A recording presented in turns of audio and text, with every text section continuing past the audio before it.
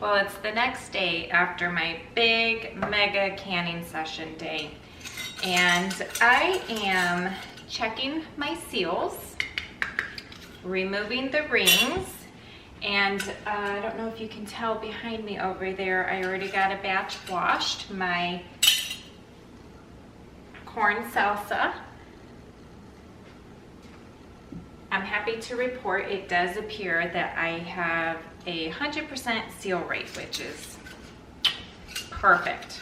That's what we're looking for. As I was doing this, I was kind of reflecting a little bit on a post I seen on Facebook, and I don't belong to any official groups on Facebook, but some of the public open groups, you can still see things that people post, pictures, comments, what have you. And I had seen on there, it was just been a little while now, and why it entered my brain, I don't know. And I thought, well, I'll bring you along as I kind of think this in my head. After canning chat, if you will, she had canned potatoes, I believe. And she was kind of confused because she was a new canner. She did say that. And she's thinking, you know, all my jars sealed. What could have went wrong? I got a seal and we're good. Like, these jars should be good to go. Well, she explained the process. So she water bathed her potatoes for 20 minutes. There is a water bath method for low acid foods. The Amish community is one who oftentimes follows those methods. They don't usually use pressure canners.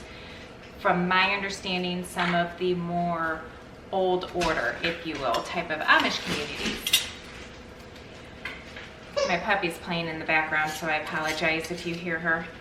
And so, although I don't water bath low acid foods, it is my understanding, and I would still willingly eat at someone's home if they followed what is more considered the safer canning practices of water bathing low acid foods.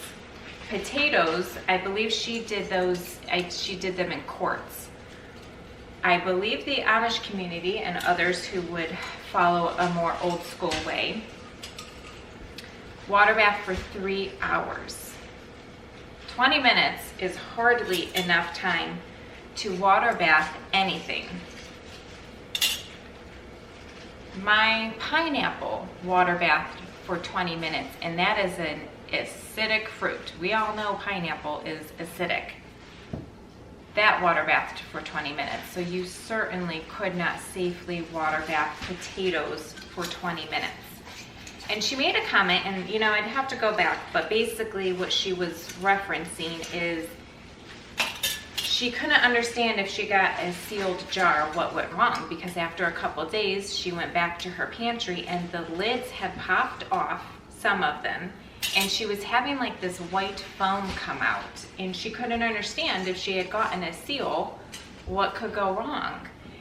And it occurred to me that if you're new at canning, you might think that your sole objective is to get a seal, right? Because at the end of every canning project, it's like, oh, let's listen for those pings. We want this jar to seal.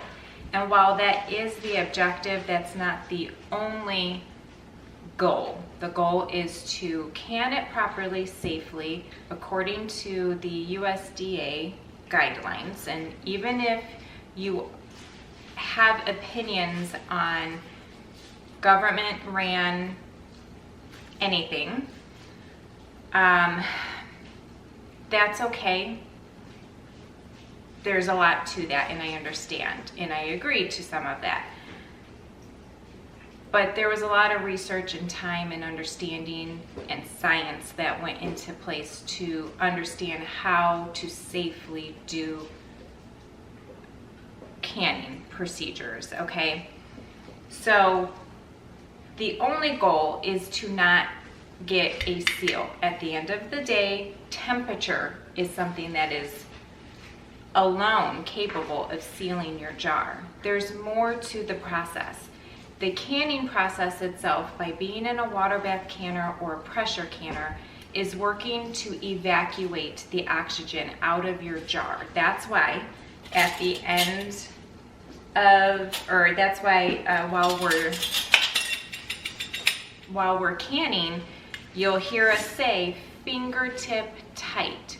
We aren't cranking down because that would make the lid so tight that nothing can evacuate out of it. And of course you run the risk of not doing it tight enough and having your lids pop off during the canning process. So fingertip tight is a trusted method. It works every time, just until you can't turn anymore with just these fingers. That is fingertip tight, no tighter than that. That does the job to keep your lid on during the process, evacuate oxygen out of that jar. So that way, once we're done with the whole process and we're taking the jar out of the canner, it sits on the counter. Most of the time, that's when the sealing occurs in the lids. Sometimes it happens in the canner, especially if you choose to let your jar sit there for quite a while. Yes, absolutely. But that's not our only objective.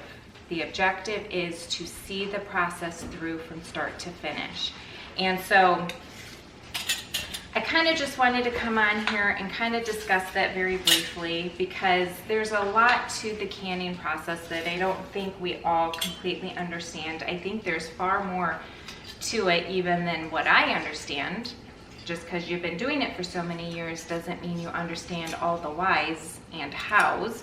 Sometimes you just do as you're told and taught, and that's all you know. So if you're new to canning, please, please, please follow trusted people. Don't just watch one of my videos and go, oh, that must be how it's done. That's how it's done according to the way that I learned, according to the research I've done. It would always be beneficial to watch my canning video on potatoes, for instance, and go watch a couple other people's. See where there's differences, and then ask the question, why did she do it for this long, but she did it for this long? Or why does the average person do it this way, but there's one or two who did it another way? That's going to lead you to doing some research, asking the questions and figuring out the answers to that.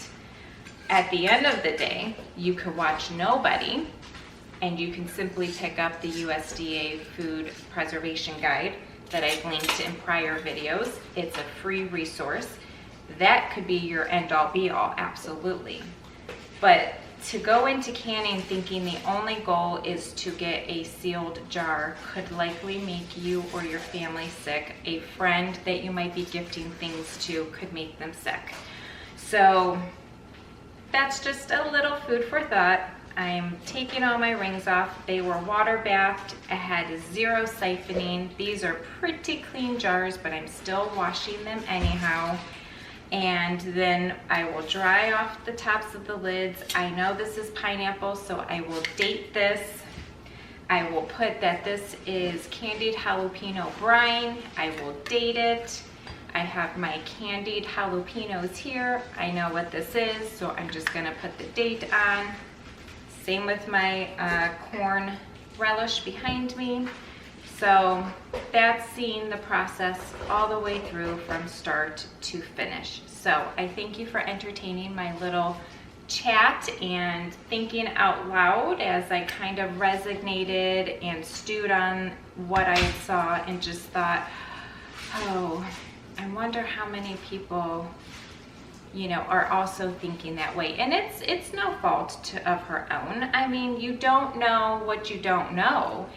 And that's why I chose to create this channel, to really show that it doesn't have to be an old school method. I feel like I'm still pretty young, and I'm choosing to kind of live this lifestyle. One, I would love to teach others how to do it, how we benefit in our home and family from my doing this, but also to try and teach what is more proper, safe canning and food preserving, because I think it's a very wise skill to have. It's something that will benefit you your entire life. You can go in and out of when you're going to preserve and not, but it's a skill you will always have, and I think that's incredibly important. And if I'm lucky, of the 3 daughters we have in our home, plus the 1 daughter-in-law and potential of 3 more daughter-in-laws, maybe I could pass down some information and a skill for them as well. So the next time I'm in this kitchen, hopefully doing some more food preservation or just cooking from my pantry, I hope you'll join me. Please like, subscribe, and share. I'll see you next time.